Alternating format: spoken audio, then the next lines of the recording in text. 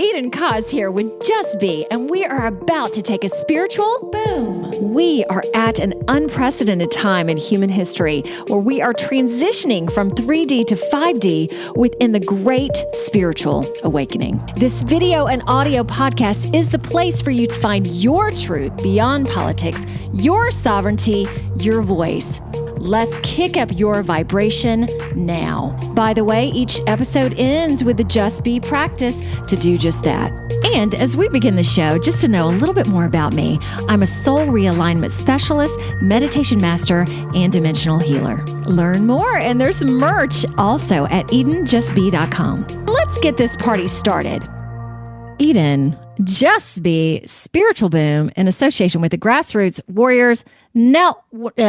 Let me say that again. The Grassroots Warriors Network. Welcome, Glenn Meter of Privacy Academy. Hello.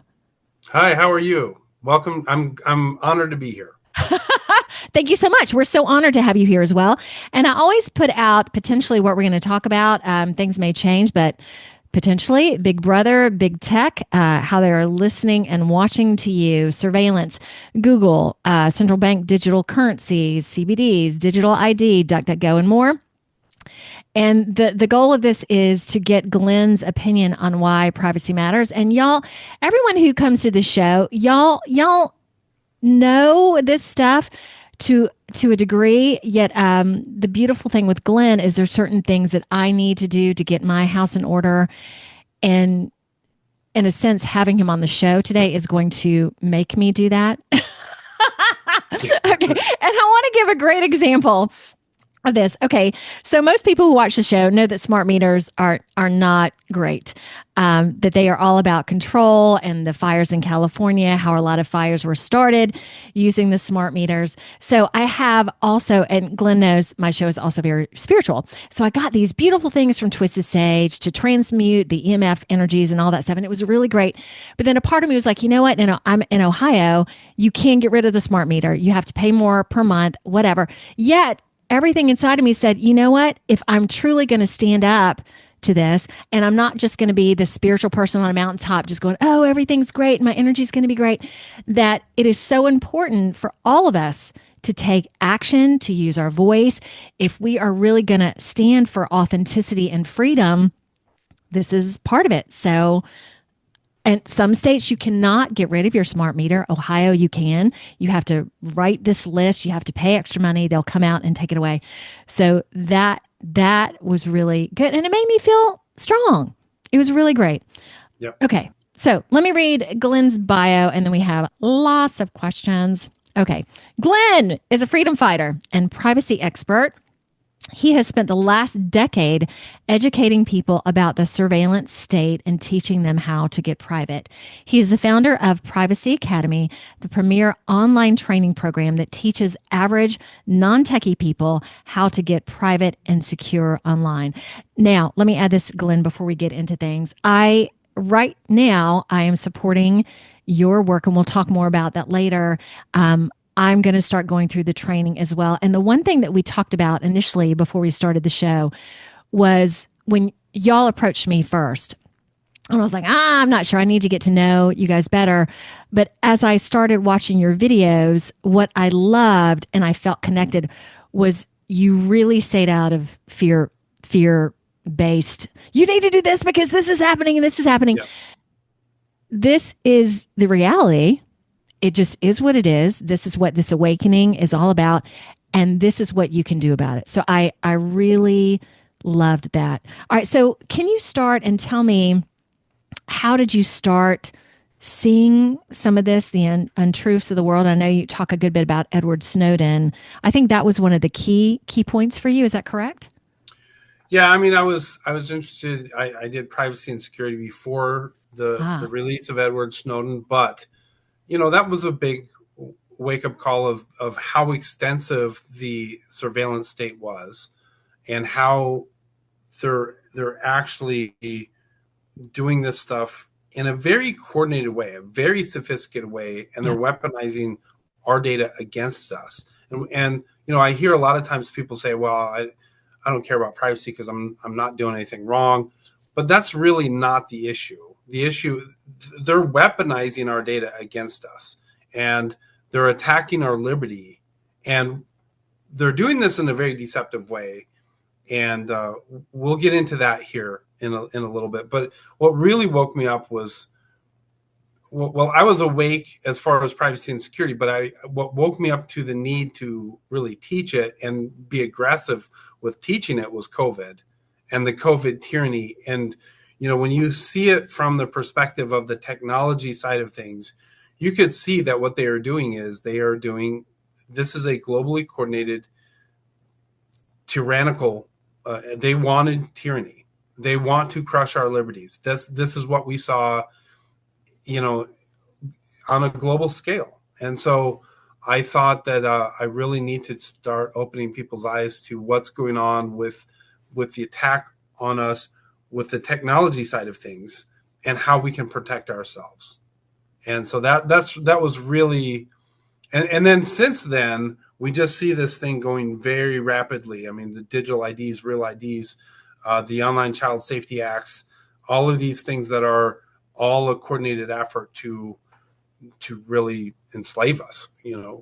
That's a very strong word, enslave us, but that is their goal. And I'm talking a lot here, but when you say, I don't do fear, I definitely don't do fear, but I do talk about, we have to be aware of what's coming. Yes. And it is dark, and I don't like talking about that, but I have to talk about that because that is what they're putting in place.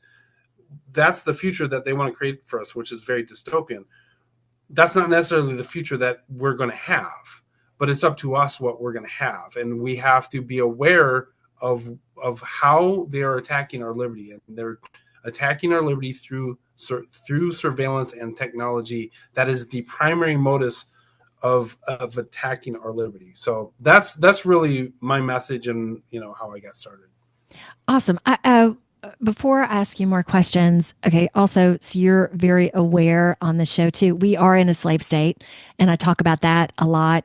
And we are in a what? I'm sorry. A slave state, enslavement, everything that you're saying totally aligns with what I chat about. Yet also knowing that in this great awakening, we do have this potential, this possibility to ascend, to move into this beautiful world. Yet it takes effort and commitment and all that. What when you worked for privacy before doing this, what did you do? I didn't work on privacy. I mean, that was a personal interest that I had. I studied it for my own purposes and for my own desires of wanting to be free on a personal level. I didn't get to the point where I wanted to share this until I realized that, there's a lot of freedom fighters out there, but none of them are talking about what I think is the real issue, which is they're attacking us on the liberty side of things. And so that's when I got inspired on that side of things. Okay. So what did you do before this? I was in a family business. Okay. The family business is called, the website's My Pure Water, and we do high-end water purification systems. That's what my family does, and they still do it. I haven't been involved with that since 2011, 2012, something like that. But that was the first 25 years of my working career was in that business. Wow. So a switch. All right. Do you mind talking about Edward Snowden a little bit? I'm assuming most people are familiar with that, yet let's have your take on it. Yeah. So Edward Snowden is a whistleblower, and he worked for the NSA, and he basically saw all of this surveillance that was happening on U.S. citizens, which is illegal. They're not allowed to do that. Based on the Constitution, they're not allowed to do that. And I always say, our rights come from God, not from the state. They don't have the authority to infringe upon our rights. The Constitution is the line in the sand that they can't cross, but they are absolutely crossing it. Edward Snowden was a whistleblower. But if you listen to the news, he's a terrible guy and all this stuff. But whistleblowers are a very important part of keeping the government honest. And he was a whistleblower, and he had to flee for his life once he revealed everything. And it really showed us the level of spying that the NSA is doing. It is really graphic. I mean, he's told us that Apple, Windows, all of those computers, they can turn on the little camera on your computer and watch you without the little light going on, and they can target anyone, and they collect information on us in mass, but they can target anyone individually, and their ability is real. They have way too much power. The government should not have. We have to be very careful how much power the government gets. Well, and to the point of even for marketing and advertising. So I used to be in advertising before spiritual and energy work. And, you can just be talking about, let's say, a grocery store, and on your phone, suddenly these ads for that grocery store show up. Yeah. Okay. How can that be without them not listening to you, figuring out something else?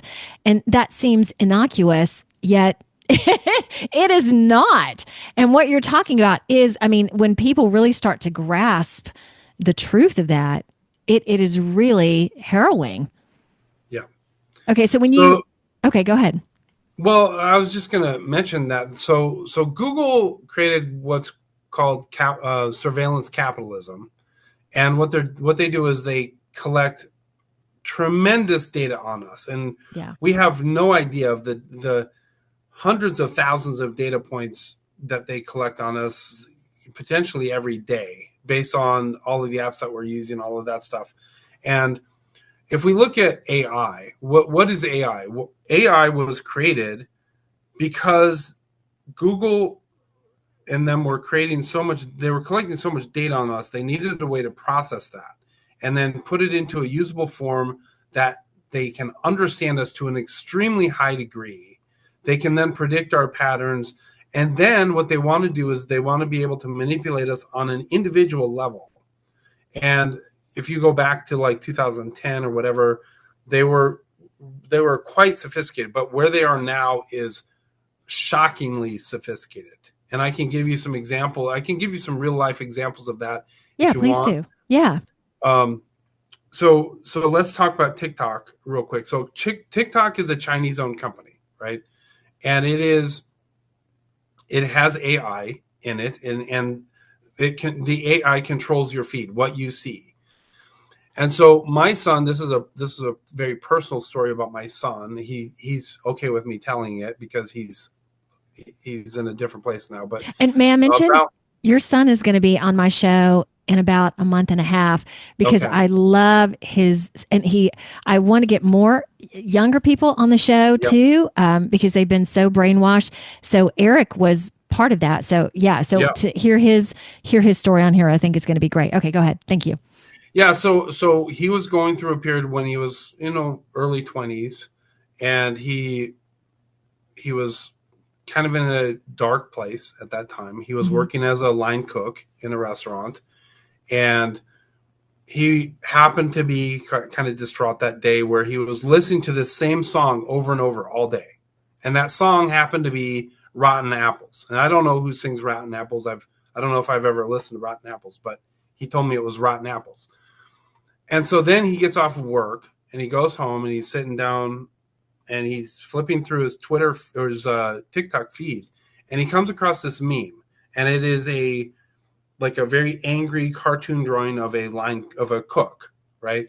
And then the meme says, when you're a line cook and you're angry and you're depressed and you're listening to Rotten Apples 24 hours a day and you want to kill yourself.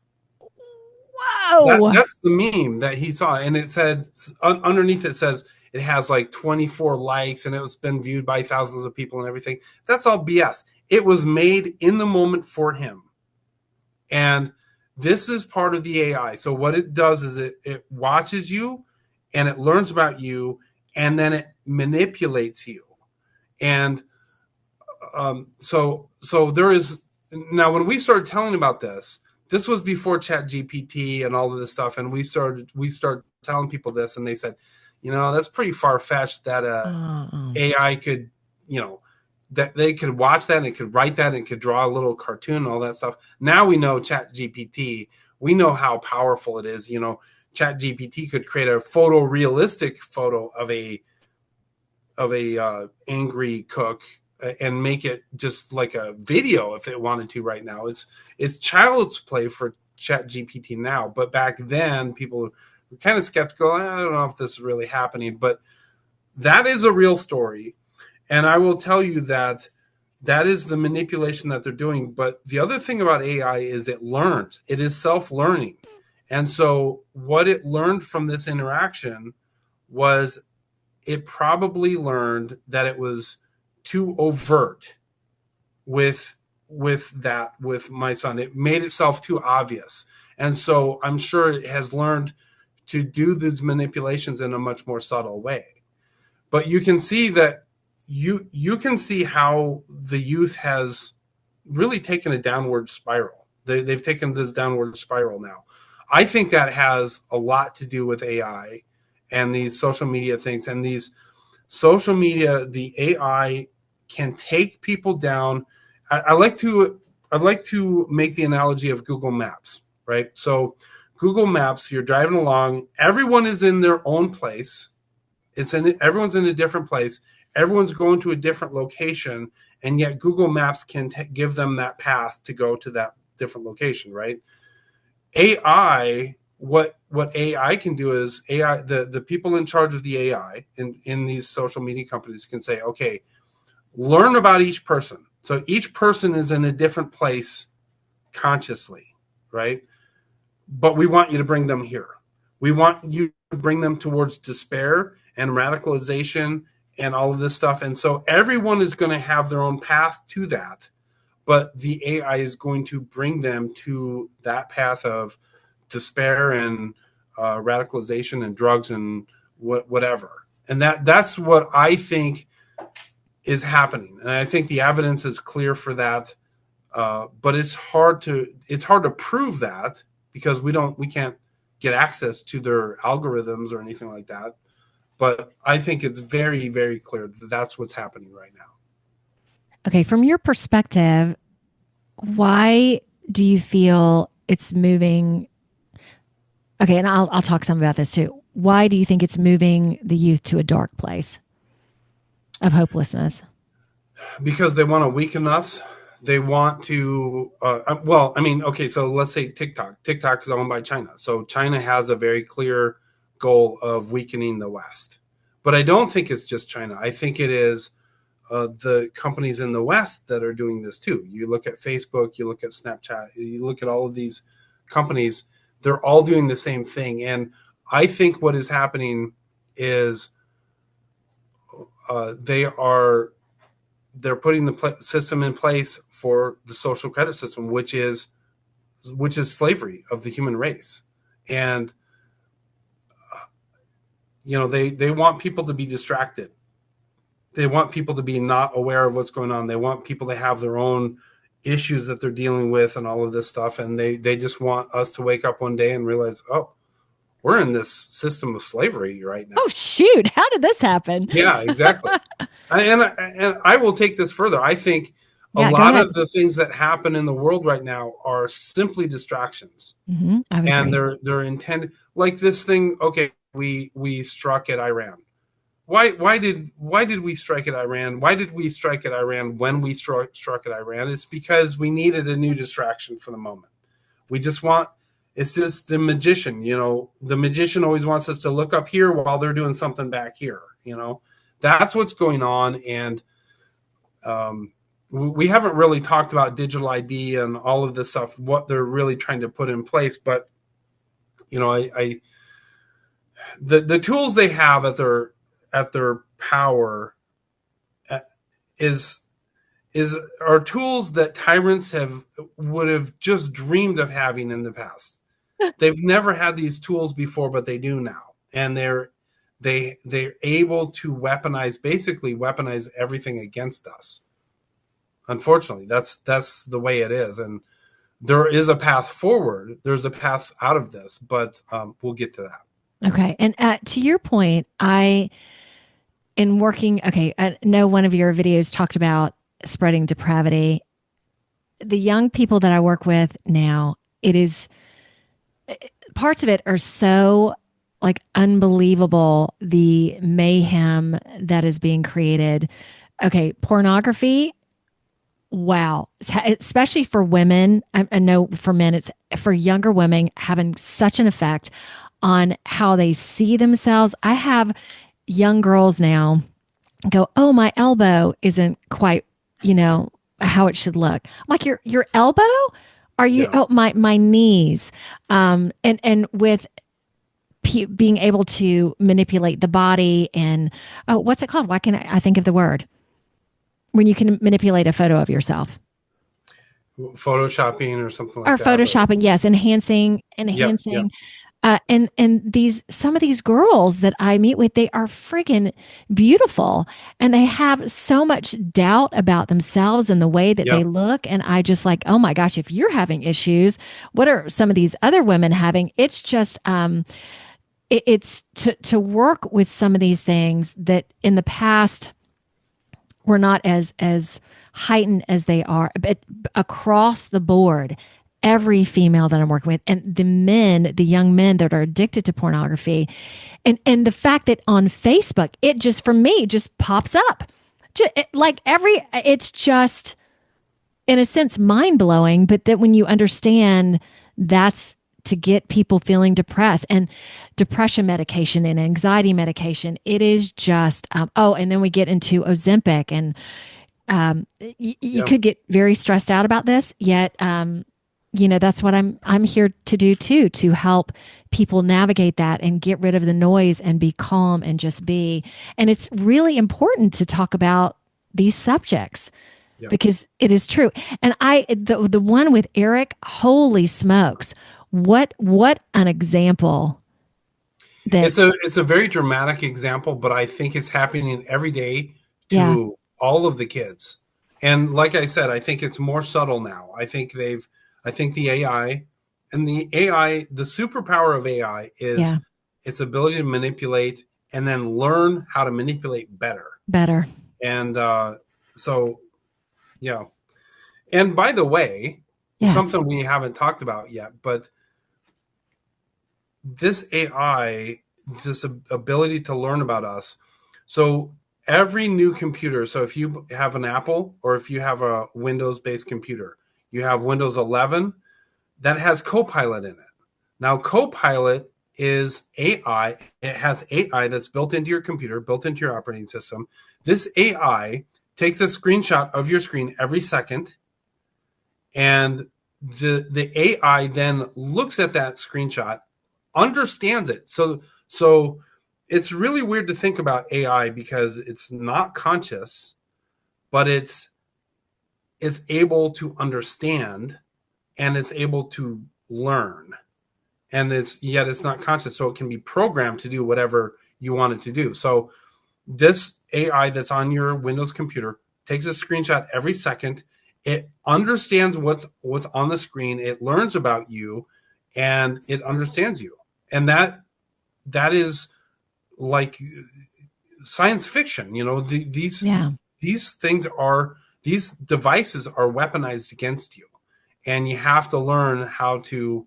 You have to understand that. So that means that nothing you do online, if you use an Apple or a Windows computer now, really, you can't really get private online now, because even if you use a VPN or you use a secure messenger like Signal, well, okay, I can have a secure messenger where I'm talking to somebody and it's end-to-end encrypted, but what does that matter if the computer sees what I'm typing, it sees who I'm sending it to, it sees what they send back to me. So what does it matter that it's end-to-end encrypted anymore? So that this is what they're trying to do, where they try to, Wow. as for we have seen proof throughout the ages that liberty requires privacy. If we don't have privacy, we don't have liberty. And you can just, imagine the founding fathers. What would have happened to the founding fathers if England had the same ability to spy on them that our government has to spy on us? We would have never had the Revolutionary War. They would have all been rounded up and shot. We probably never would have heard of them before. So this is the real issue. This is how they are attacking our liberty, and we have to wake up to this. Ooh. Okay. So what you're saying essentially is even these safe applications or tools do not really make it safe anymore. Do I Well, have they that right? do. They do. I mean, they To a they degree. are protecting you against, because it's not just one threat. There's a lot of different threats out there. Yeah. There's when I teach about privacy and security, so there's hackers and scammers, there's big tech, and there's Big Brother. There are a lot of, and then within those, there's a lot of different players within those, Mhm. and so we still need to take the actions to get private and secure. And there's still things that there are definitely things that we need to do, but we also at some point we need to change the platforms that we're using, the hardware. So Yeah. for example, I'm using a Graphene OS phone. So this is a de-Googled version of Android. So it's Android, but it doesn't have any connection to Google. Google's not sucking out my information. It's not tracking my information, and it's a more secure phone. It's an excellent phone. As far as my computer, I'm using Linux, and Linux is an excellent operating system. And there's some challenges with Linux, like for example, there are actually hundreds of versions of Linux, and so you got to choose the right version Oh of my Linux gosh. to because the reason that is because Linux is open source. So you've got a bunch of different people creating different versions of Linux, right? So open source is great because we can see that there's no funny business happening in the operating system of Linux. We can prove that. Whereas Apple and Microsoft, they're closed, they're locked down. So we can't, so Apple can say, okay, they're the privacy solution. But we first of all, we know that's not true. But we Okay. can't, even if we thought that was true, we can't verify it because we can't audit what's going on behind the scenes. And so Linux is the way to go. But one of the things that is a challenge is when I do podcasts like this, I talk about the big picture and I talk about all these different things, and it seems overwhelming. And it can Yes. be, privacy is a complex subject. What we do at Privacy Academy is we make it as simple as we possibly can. We make it simple for non-techie people. So the main thing is, don't just dive headfirst in and just, okay, within a month I'm going to get private. You're going to get overwhelmed, and your brain is just going to explode, and you're going to say, I'm not techie enough to do this. I'm going to give up, throw up my hands, and I give up. That's not true that you're not techie enough to do it. Is that you did it the wrong way. You just dove in without a plan, and you just watched all these videos, and you're just getting mind boggled now. So what we do is we break it down into bite-sized pieces and just, okay, now do this. Don't look at anything else. Don't think about anything else. Just do this, and then do this, and then do this. And so we have pre-recorded videos, and then we have live training sessions that, you can go and ask questions on each lesson that we have and everything. So we really are aware of the need to keep it as simple as possible. And that's what we try to do. And I know you had people on who'd use your program, like grandmas and grandpas Yeah. too. And I watched your first video of the program too. And because it can be like it's broken down. Like even just thinking about, like, I still use Google for all my emails, and thinking about all the websites that I'm on that use those emails and changing that. And then I have beautifully for work, I can set Google Meets up. It's some of it, they want to make it very simple for you. So Yeah. even changing that will be a lot to change for me. Yeah. And that's why you don't want to do it all at once. You don't want to Right. even do it within the a couple months. It's an ongoing process that you Okay. want to do.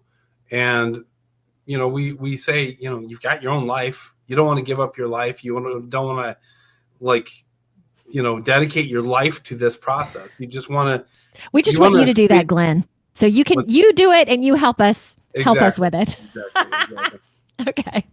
So I mean, we haven't really talked about everything as it pertains to where they want to go with the world, but there is a good side to that too. I don't know if we want to keep going down the let's go.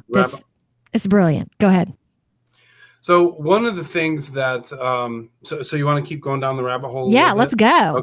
Okay. So let's talk digital IDs. So digital IDs is, Kristi Noem has come out with this real ID. Everyone's got to have a real ID, which is a total lie. I mean, she's saying everyone needs a real ID to fly. That's not what the law says. The law says you can have a passport. A passport would work fine too.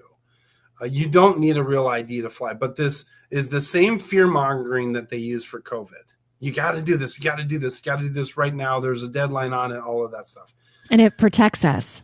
Yeah, and it protects us. It's for our own good. Yes. The thing with the digital ID is what they want to do is the digital ID is something that identifies us, right? But then what they're on the other side of it is there is a database about us. So they're going to start collecting all of our data and putting it all in one place on the government level. So that's where they get this company called Palantir involved, where they're going to create a database on they are creating a database on every person, not just in the US, but everywhere. But the US especially is what we're concerned about. And so you've got this digital ID, which connects to the centralized database. But then you've got another aspect to it, and that is these online child safety laws. And that sounds great. Who would be against protecting kids from online porn, right? Yes. Everyone's for that. That sounds great. You're not going to argue that. So what is their solution for that? Their solution is that the porn websites have to prove the identity of the user. Right. Okay, that sounds reasonable, but you can't only prove the identity of underage people. You have to prove the identity of everybody. So everybody has to prove their age. So everybody has to log in and sign up and prove who they are when they're online. That sounds great. I mean, it doesn't sound too bad, right? Yeah. But what they're doing is they're locking you down. They want to identify who you are, exactly everything that you do online. So what they're doing is they're saying, okay, they're starting this with porn sites. Then they're saying social media sites. Again, another thing people can't argue against. I think everyone knows social media is bad for kids. So everyone that logs into social media now has to prove their identity without a shadow of a doubt. Okay. But now what Texas is doing is they're saying, okay, now we need to extend this to app stores. So if you're going to log into an app store, you have to prove your identity and you have to prove your age. Australia is saying, okay, now to do a search engine, to use a search engine, you have to prove your identity and your all of this stuff. So basically what they're doing is they're changing how the internet works. So they want to be able to gate the internet, so that you're not going to be able to access the internet without proving your identity, and that identity follows you everywhere you go. So you're not going to be able to be online anonymously at all. Why do they want to do this? They want to do this because this is how they will crush freedom of speech. Yeah, they want to see what you're looking at. Yeah, they want to see what you're looking at, seeing what you're saying. And in the UK right now, they're doing an experiment where they're throwing everybody in jail if you retweet something that the government doesn't like. They're throwing they're throwing 30 people in jail a day. Really? Right, for just tweeting something or just giving something a thumbs up. If you give a post a thumbs up, that is a post that they don't want you to share or like or anything like that, you get thrown in jail. What they're going to do with the digital ID is they're not going to. Okay, let me ask you a question on that, because I've heard about it, but I didn't realize the severity. Is anybody protesting or standing up against that, as far as you know? Yeah, I mean, there's a lot of people what they're doing, they're making it very difficult because they're making it very difficult for people to organize and communicate with each other. Mm-hmm. Because once they have you online and you can't communicate with each other, then, how do you organize, right? But there are a lot of people that are very upset with this, but then, they have control of the media and they're showing their own spin on it, all of that stuff. But, UK is in a very bad position right now. And I would say UK and many parts of Europe are much worse off than America is. But but they're painting the picture for where we're going. Mm-hmm. And so, California has, they're implementing digital IDs. Texas, Utah, all of these places are doing these online child safety laws, which are going to be tied into the digital ID, which then gives our information to the centralized database. And this is where the whole social credit system comes in, where they're going to reward us for doing what they want us to do, penalize us for what we shouldn't do. Yeah. And it's going to happen on an individual basis. And then you bring in the central bank digital currencies. Central bank digital currencies, it's not about what's revolutionary about central bank digital currencies is not that they're digital, it's that they're programmable. And so what they're going to do is, like what they're doing in England, where they're throwing people in jail for these tweets or whatever. Instead, once they get the CBDC and all of your money is in the CBDC, you do a post that they don't like, boom, you get a $500 fine. And there's no way to contest that. There's no way to object or anything like that. Your money is in their hands. They have control of that. And this is how they train you like a dog, right? So instantaneous feedback for your reactions and for what you say. So you post something online that they don't like. Okay, there's maybe it's a $25 fine. Maybe it doesn't have to be huge. Maybe it's just a little thing that will get you to think about it. $25 fine. You do that enough times, that's going to be a big enough thing. But then you do something that they like, and maybe you get a reward, something like that. So it's training you like a dog. Okay, go and the trucker convoy. I mean, everybody saw this happening in Canada. That anyone who was involved with the convoy, did they shut down their accounts? I can't even remember now what exactly happened. Yeah, they froze their accounts. Yeah, so I've got a whole theory on this too. So yeah. Trudeau, there was this trucker convoy and Freedom Trucker Convoy. They were peacefully protesting, mm-hmm. and the media covered them like they were, out of control, bad guys, all that stuff. They were totally peaceful.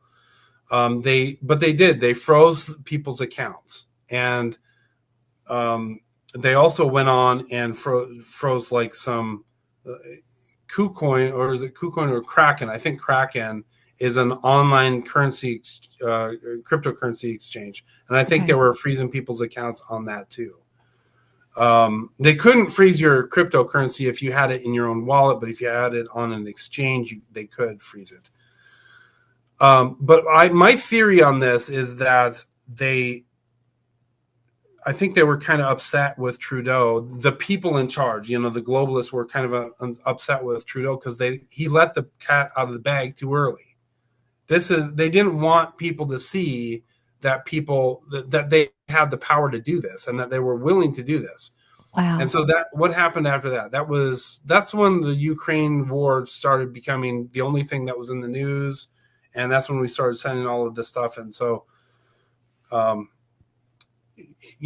think that was another distraction. And I mean, that's a whole other rabbit hole we can go down. But this is what I'm saying. This is the world they're trying to create. They're trying to create, once you put digital IDs together with the online child safety law, which is two heads of the same serpent, right? Mm-hmm. And then you've got CBDCs, then you create this social credit system where you have the carbon credit scores, all of that stuff, which is, so if you go to let's say you go to Google Flights right now and you look up any flight, right next to the price is the carbon credit score. And the carbon credit score why are they putting that carbon credit score there? I mean, carbon credit, it has nothing to do with protecting the environment or anything like that. It's because they've built this system. They've put the system in place to give everybody a carbon credit score. And if you exceed that carbon credit score, this is how they're going to limit, or this is one of the means they have to control us. If you exceed your carbon credits for the month, then you're not going to be able to fly this month, or maybe it's going to cost you twice as much to fly, or maybe your electric car doesn't charge fully because you maybe it only charges up half full or whatever. This is why they really want you to have electric cars, because they have control of you. They have remote control. Mm-hmm. And this is why they, all of this stuff fits together. It is a very highly sophisticated, globally coordinated event. And they're bringing us towards this point where they want to enslave humanity. And again, this is every tyrant's dream. We have the people in government throughout time. Government has been a magnet for what's the word? Psychopaths. It's been a magnet for psychopaths. Yeah. And they have dreamed of having this level of control over everybody. So anyway, that's as far down. I think that's as far down the rabbit hole as we should go. I don't want to. I do want to ask you a question though. Okay. Because I'm not how 15-minute cities. And what was the other thing? Oh, okay, smart cities. Definitely a bit further down the rabbit hole. Well, it's a little bit because a part of me, I'm sitting here going, in the circles that I'm in, I haven't heard of that for a while. But I know, like in Hawaii, potentially, that the fires or whatever it's also creating a smart city there. How do you feel that's progressing? Maybe that's the best way. Well, again, that goes back to what they want to do. Yes. And they want to hurt us and they want us to not have our own self-reliance. They want us all to be in places that we're totally dependent on them. Mm-hmm. And that fits into this whole big plan that they've got. And so, it gets pretty depressing when you start looking at all of this stuff. It does get very depressing when you start to think about all of this stuff. We were at a dinner party a few weeks ago, and somebody asked us what we did, and I was just keeping it very, very, very high level. Okay. But then there was this girl about 25 years old. I had hardly started telling anything. She said, "Oh my God, I'm scared. I don't want to hear anymore." Man. And it's like, it is scary. I mean, what they're trying to do is scary, but I do think it's important to be aware of where they are trying to take us. And I think we have to be aware that they are truly psychopaths, and we should not trust these guys. We should not trust the government. We should not trust big tech. And we need to be aware of these systems that they're putting in place, because they have all of these systems. The infrastructure for this that I'm talking about is already in place. And so they just need some events to trigger us so that we lean on them more. So, we need them to save us. That's where we're at right now. So, can I get into the good side now? Yes. Can we make that switch? Yes, I can definitely make that switch. Okay. And to let everybody know, okay, I've had moments, Glenn, when I started to wake up. So I was already spiritually awake, but then COVID for me was the big eye opener.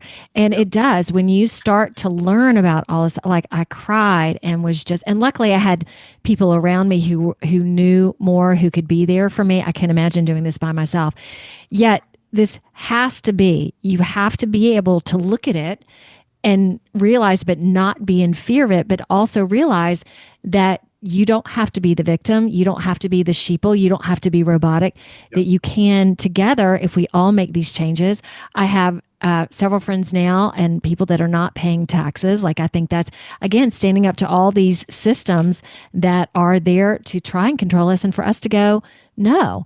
And I feel that we are heading in a wonderful direction, that there are so many more people waking up. So I'm feeling very positive about this as well. But it is, you also have to know what's going on. So yes, why don't we turn this into the light? Yeah, so I am optimistic. I do want to say I am optimistic.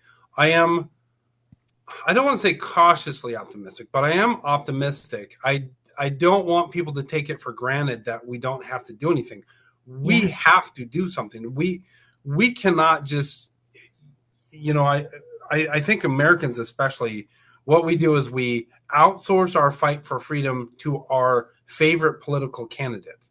And there is no political candidate that's going to save us. Mm-hmm. This is neither a left nor right issue. They're both in on it.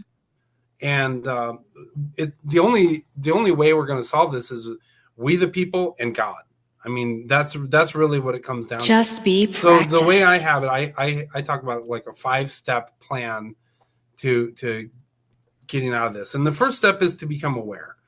If you become aware of what they're trying to do, and really, I think part of being aware is you have to be skeptical. You have to, where are you getting your news from? If you are getting your news from CNN, and if, I don't watch TV. I haven't watched TV for many, many years. I think that's one of the keys. You've got to break the spell that they have on you. The programming. And there is definitely a spell. Oh, yeah. And so awareness is really key to that. The second thing is, I think you have to get your own house in order. And that means you have to learn about privacy and security, and you have to take steps to get private and secure. You have to get the tools, like you need to. I think it's very important to get off of iPhones, Google Android. It's important to get off of Macs and Windows machines, all of that stuff. I'm not saying you have to do that right away. I'm not saying that that's the first step you have to do. I think there's some other things that you have to do first, just to kind of get your mindset right and to get your habits right, all of that stuff. And I think it's important to understand there is no silver bullet. There's no single thing that you have to do to get private. You hear all these people advertising VPNs. Get a VPN so you can get private. Like as if VPN is the only thing that you need to do to get private. There is so much. I mean, I'm sorry to say, there's so much more that you have to do to get private. But take it as a fun journey. And I personally think it's fun. I think it's a fun thing to learn about this, learn how you can like overcome certain obstacles that are in your way. And so I take it as being fun. But anyway, going back to get your own house in order, be the example, get your family educated, get them on board with this. And so that's the second step, is to get your house in order. Okay, so number 3 is to share. And this is a very important point. I think we need to make other people aware of how they're really attacking our liberty. And I'll give you an example of this. So I was at the Red Pill Expo this past weekend, and the Red Pill Expo is put on by G. Edward Griffin, a bunch of just fantastic people who are fully aware of how our liberty is being attacked and all of that stuff. But, I gave a talk there, and I asked everyone in this group, raise your hand if you're using a Mac, raise your hand if you're using Windows, and all this stuff. And basically everyone had their hand up. So what I learned from that is, even the most knowledgeable people, or the people that have this real strong intuition that something's not right, they're attacking us, they're attacking our liberty, all of that stuff. I think the key is that they have this intuitive knowledge, but they don't know where the attack is coming from. And the attack is coming from the technology side of things. And so there's a lot of freedom fighters out there, but they're not aware of how the attack is coming, and it's coming from the technology side of things. So I think it's very important that we have a grassroots effort to make people aware of the importance of exiting the surveillance state, getting private and secure yourself, and just getting our own house in order. But also, we have to have them spread the word to others, and we have to get this snowball rolling. We don't have to convince everybody, but if we can convince, I think the number is 3.5%. If you can have a 3.5% of the population that is really passionate and engaged about this issue, that's when change happens. And so that's my third point. My fourth point is follow your inspiration and do what you can do. So, we all have our own unique skills, and, maybe somebody's really good at creating videos. Okay, so create some videos to get the word out there about this and waking people up about this. Maybe somebody is aware, whatever your skill set is. I think one of the things we should do is, and this was actually one of the messages at the Red Pill Expo, G. Edward Griffin just was very eloquent with his talk. He says, making people aware is not enough. We also have to get in power. Take action. The people that want political power are not the good guys. If you desire political power, that you shouldn't have political power. It's the people that don't want political power that should be in political power, but we don't want to do it. And so that's the dilemma. So if you're inspired to run for office, run for city or state or governor, maybe, because the U.S. is designed. The Constitution designs the U.S. as a decentralized power structure. The federal government has very little power given to it by the Constitution, but the reason it has all of this power now is because the states don't stand up and say, you don't have that authority here. I mean, what I would like to see is, I would like to see a governor of a state that says, we're following the law. We're following the Constitution. And the Constitution says that we have the power. The federal government doesn't have the power. And if the federal government wants to do anything in our state, it has to prove that it has the constitutional authority to do that. So the Constitution does not give the federal government, the authority to create the CDC or the Department of Education and all of these different bureaucratic, swamp, all of that stuff doesn't have the authority to do that. But it's the state's problem. It's the state's fault for letting this stuff happen. So anyway, that's my fourth point.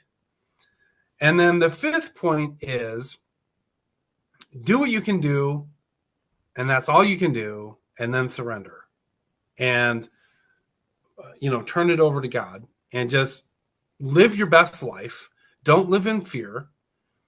Live in, focus on love, focus on living the best life you can live. And, I think that's key. I think one of the things that I know that one of the things they do is they try to get you to live in fear. We have the power. We have the power to do this, but we have the power to, we need to stay focused on love and liberty and living the best life we can live, being productive members of society, all of that stuff. That's where I think most people don't talk about that last point there, but I think this is the point that keeps us sane. If we think all of this is on our shoulders, how can you not get blackpilled and think, oh man, it's hopeless? It's not all on our shoulders, but we have to do what we can do. But that's all you can do. Do what you can do, and then that's all you can do, and just surrender at that point. So okay, I'm going to give you a big thumbs up right there. And if I was in the UK, maybe they'd send me to prison. I don't know. But that's what this show is all about. It's all about the love and the hope. And of course, then I loved I loved your last message because I agree with that. And when you just look at COVID, that's what COVID was. It was fear, fear, fear. All Yep. these deaths are happening when they really weren't. And all the hospitals giving all this money if they designate a death or something as COVID. Yep. It was just all a farce. And I have to tell you, Glenn, I was so lucky in that I had my own company here, so no one was saying, "Hey, you're mandated to take the shot." I would die rather than taking that shot. Yeah, I Yeah. mean, I would. Um, Yet some of these things for me were I ended up having this freedom that I didn't realize how great and how important that was going to be Yeah. for me. And there's more to that too. I okay. So I'm going to have a link. Okay, tell me if this is correct. That for my listeners and people on the show to go to learn more about what you're doing, because a part of me is like, I agree with the overwhelm because I Yep. wanted to change my emails to Proton, but I'm like, okay, how do I even do that? And I really enjoy you simplifying it and taking it step by step because it is just overwhelming. Like I've known that I needed to do these things, but I just haven't. But I've taken other steps to do other things. But you beautifully are putting this in my face that if I am also a leader in doing this, I need to Yep. like I work on my whole thing is about mindset and cleaning it up and your energy and all that. But again, putting more action to my words. So I'm going to have a link, I think, from you guys to send my listeners and viewers there to have a webinar to learn more. Is that correct? Yeah, so everyone can follow that link, sign up for the webinar. We'll have a free class on how to get private, and Okay. we'll also focus on, kind of the big picture. We'll talk about what some of the stuff we went through today, about why to do this, but Mm-hmm. then we'll get into what you can do. What are some simple things you can do, and then we'll have, we'll have Q&A and that type of thing. So um, yeah, so if people just follow that, share that link, or sign up for it and then share it with others, because we got to get the word out there to as many other people as possible. And I think that's a really good tool, because I know a lot of people get intimidated, or they're not knowledgeable enough. They know they need to spread the word about this, but they don't have the knowledge to really tell people about it and get people convinced about it. So let us convince other people. All you should do is, just try to get people to come to that event, and then we will tell people what's up Okay. and what the steps that need to be taken. So yeah, I think it's going to be an enjoyable event. I think people are going to learn a lot. So yeah. Okay, awesome. All right, and knowing that our show won't be published for 2 weeks after us recording it, is there a certain time frame that people need to sign up? And I'll put the link in all of my. So if you're listening to this audioly, video wise, it'll be down there. Is there a time frame for it? I don't remember the date that we're doing the webinar. So if Okay. they click on so what we'll do is we'll give you that, and then you can put that down below with Okay. the link. Okay. So I will get that before this is published. And then if people are interested after doing the webinar and doing more, what does that look like? Yeah. So we have some different options. Privacy Academy is a very simple, straightforward program. It's basically $49 a month that people can sign up, and they can cancel anytime. There's no obligation, but it's a combination, like I said, of pre-recorded lessons. Mm-hmm. We've got live training, which supports those pre-recorded lessons. So what we recommend people do is try to do the pre-recorded lessons on your own, and then, if you have any problems with them, or if you have any questions or whatever, bring that to the live class, and you can ask any question that you want to on the live class. A lot of people look at the lesson and then they go to the live class and then they try to do it, but then they lose the opportunity. That's your opportunity to ask the question. So try to do it on your own.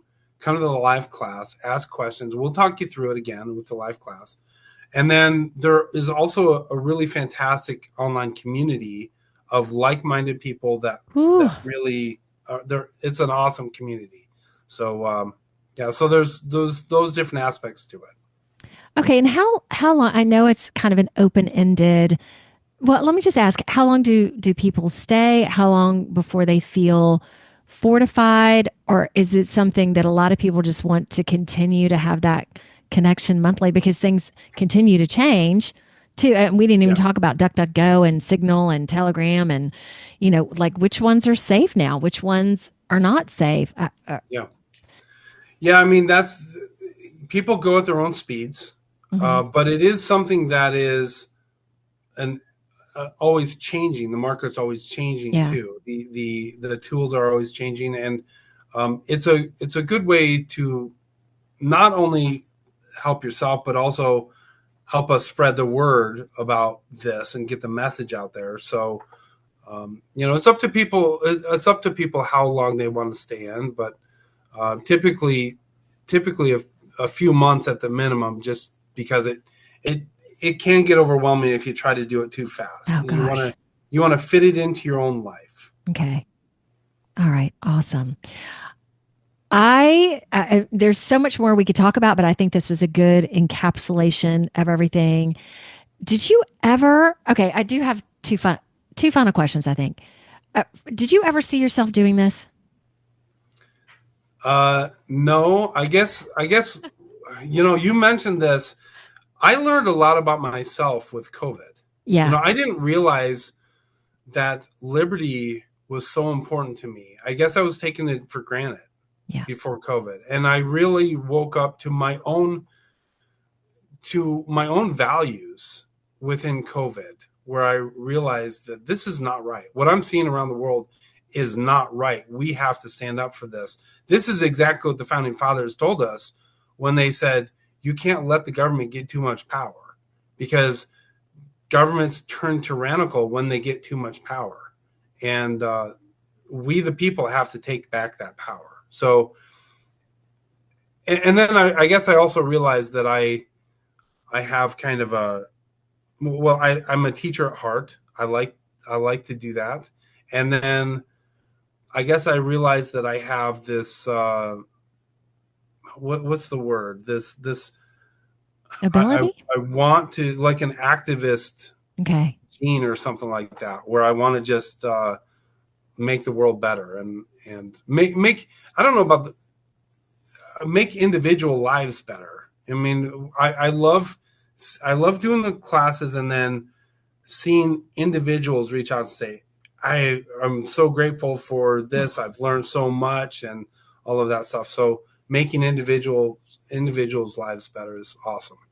Nice. Okay. My last question for you is, since doing this, what has been your favorite thing, or what one moment that you just went, man, I am doing God's work. This is what I'm meant to do. That's a good question. I think it's when I do like getting the feedback from people that they're making progress and Yeah. that they're appreciative about what I'm teaching. That makes me feel good. One of the other things that I really enjoyed was, we talk about scammers a lot too. I mean, it's not just Big Yeah. Brother and Big Tech; it's also scammers, which is a very real threat. Oh, yeah, it is. And Especially we now. just did a section on gold IRAs, because gold IRAs is a huge scam and people lose a lot of money on this. And we just did this podcast series where we're talking to some other people that are in the gold industry, and we're kind of uncovering what's going on with the gold scams, gold IRA scams. And we've had a lot of people, and we gave people specific, this is what you do to get your money back, because a lot of scams you can't get your money back because they're totally, it's designed so that you can't get your money back. But gold IRA scams, you can get your money back, and there's specific protocols that you have to go through to work with these scamming companies, because they're actually legal companies, and they are on the verge of, I mean, they are truly scamming people, but they're doing it in kind of a pseudo legal way. It's not, anyway, there's too much to go into it right there. But, when you hear from people saying, there's one lady that got back to me with like a couple weeks ago. She says, I want to thank you so much because I lost a lot of money. I lost hundreds of thousands of dollars with this gold IRA scam. And I was scared to tell my husband. I hadn't told my husband this. And I followed the protocols. I reached out to so-and-so and I got the protocols and I got my money back. And I thank you so much. And so that's very rewarding too. Very nice. All right. Well, Glenn, thank you for all that you're doing. And y'all look down for the link below. Let's start all taking more action. And it's interesting again that you went to that red pill event and most people are still on their Macs and PCs. And when you pulled out the phone, I'm not familiar with the phone that you have. I love learning as well. So I'm excited to learn more from you. Yep. And excited to have Eric on the show as well and to hear his story, how he essentially went through the depths of programming and came out of it. And now he's CEO working with you. It's just an amazing story. All right, everybody. Y'all continue to stay tuned. Like Glenn, I never thought I'd be doing a podcast. I've been doing this for a friggin' long time. Same thing, using my voice, trying to get stuff out there. So stay tuned as all, just like Glenn, amazing people every week. All right. See you later. Thank you. Thank you. Mm-hmm. Y'all, find me on Facebook, Instagram, LinkedIn, Truth Social, as well as Rumble, BitChute, YouTube, plus a plethora of other audio directories like Apple Podcasts and Spotify. So like, subscribe, do it all. See ya.